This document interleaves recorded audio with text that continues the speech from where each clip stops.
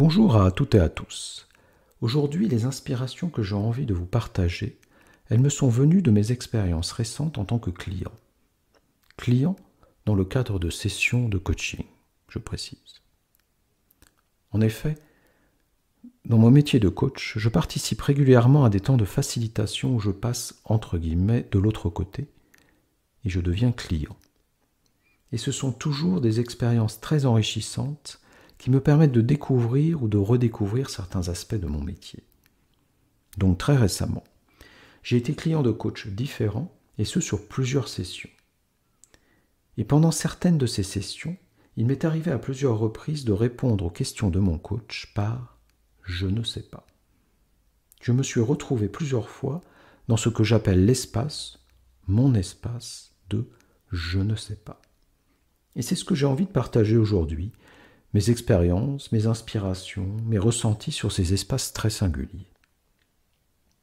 Pour commencer, j'ai observé que mes ressentis pouvaient être radicalement différents, allant d'un désir d'explorer plus avant ce je ne sais pas, à me sentir désemparé ou perdu, ou à n'avoir pas du tout envie d'y aller.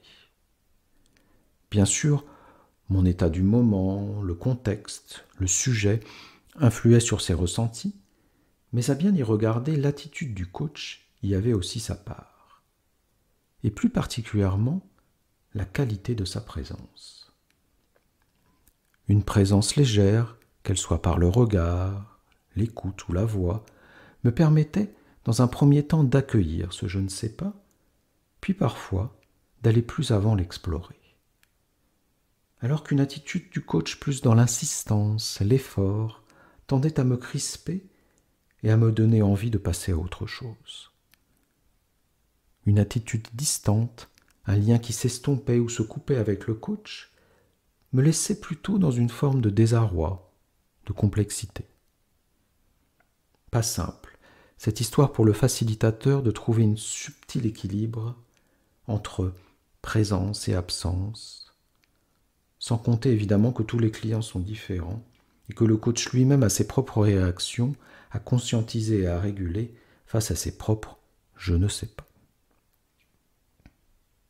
Ce qui est tout de même certain, si l'on peut dire cela, c'est que ces espaces de « je ne sais pas » sont des plus intéressants lors d'une facilitation, car c'est effectivement quand on ne sait pas quelque chose que quelque chose de nouveau peut potentiellement émerger. Le facilitateur, le coach, se doit, par sa posture, d'accueillir ces moments, d'aider son client à les accueillir et, au fil de séances, de l'amener à se familiariser avec ces espaces. Car force est de constater que ces « je ne sais pas » sont très souvent aversifs pour le client.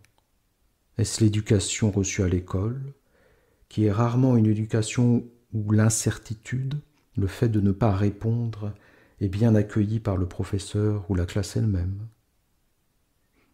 Il peut y avoir derrière ces espaces de « je ne sais pas » des expériences plus ou moins désagréables, voire traumatisantes. Accompagner au mieux son client, accueillir, ne rien forcer, laisser ses présupposés et ses a priori de côté. Ces espaces de « je ne sais pas » m'ont aussi rappelé des mots d'Étienne Klein qui parlait, si mes souvenirs sont bons, de sa propre curiosité. Il disait de mémoire qu'exister, c'est faire des excursions par rapport à l'idée qu'on a de soi, c'est quitter ses limites et voir s'il en existe encore. D'où l'incertitude, le je ne sais pas et son exploration. J'y ajouterai aussi quelque chose de l'enfance, le sens du jeu, grandir, se découvrir ou se redécouvrir. Alors je vous laisse avec ces espaces de « je ne sais pas », les vôtres, ceux de vos proches, de vos clients, en vous invitant à les accueillir, les honorer et à y naviguer. Je vous souhaite de belles inspirations.